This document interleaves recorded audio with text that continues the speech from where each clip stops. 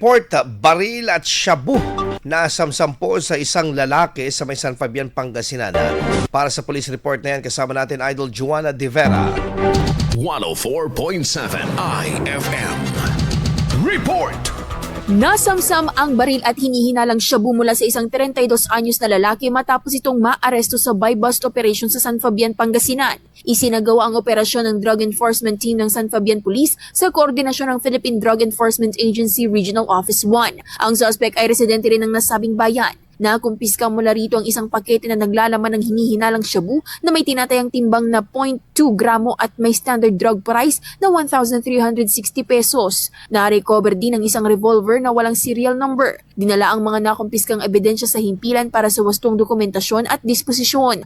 Nahaharap ang suspect sa kasong paglabag sa Republic Act 9165 o Comprehensive Dangerous Drugs Act of 2002 at Republic Act 10591 o Comprehensive Firearms and Ammunition Regulation Act. Kasama mula dito sa IFM Dagupan, ito si Idol Juana De Vera, Tatak IFM. IFM News. IFM News. IFM News.